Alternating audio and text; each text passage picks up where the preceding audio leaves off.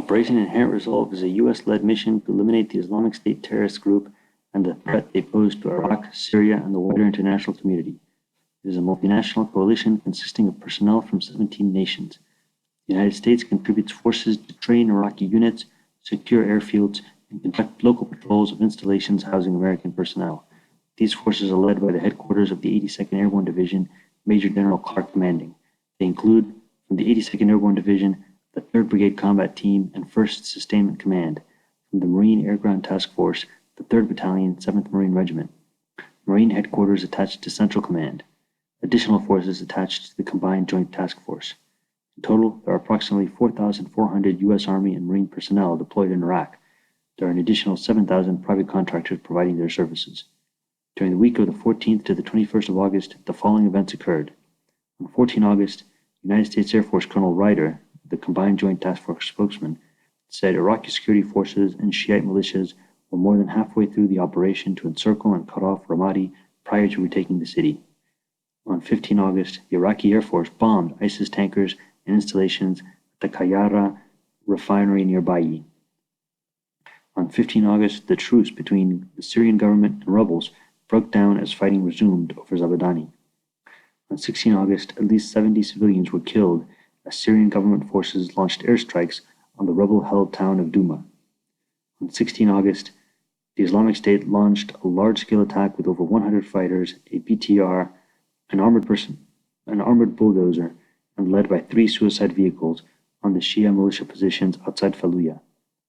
On 17 August, ISIS was reported to be suffering from desertions and insurgency in the area of Deir ez-Zur. On 17 August, the U.S. announced temporary withdrawal of Patriot batteries from southern Turkey, not related to the Turkish airstrikes on Kurdish YPG formations. On 18 August, Syrian rebels claimed to have repelled an ISIS offensive on the villages of Azaz and Mareya on the Turkish border. On 21 August, an Israeli airstrike in Golan killed 5 Islamic Jihad militants that the IDF claims were responsible for the rocket attack on an Israeli village on Thursday. Coalition forces continued their air campaign to degrade and destroy ISIS concentrations and assets. U.S. airstrikes in support of Kurdish Peshmerga in Syria fell sharply this week after the announcement of the U.S.-Turkish agreement. Al-Hasaka was hit 20 times compared to 31 the week previously. Deir ez-Zur was not bombed versus 5 times previously. Aleppo was targeted 13 times. Kobani received 6 strikes. Ar-Raqqa was struck 3 times, and Ainissa received 2 strikes. In northern Iraq, Kurdish forces were supported with 16 strikes at Mosul, 13 at Mahmur and Tuz, 11 at Bayi, 10 strikes at Sinjar, 9 strikes at Talafar, 2 strikes at Kirkuk, and 1 strike at Al-Huwaya.